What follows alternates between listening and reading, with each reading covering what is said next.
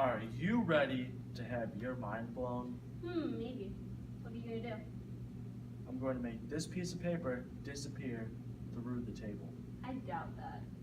Write your name on it. And I'm going to use this salt shaker to help push it through. There you go. On the count of 3. 1, 2, 3. It didn't work. Of course it didn't. I knew it wouldn't. How do you know it wouldn't work? You didn't write your name in cursive. Why does that matter? It's important.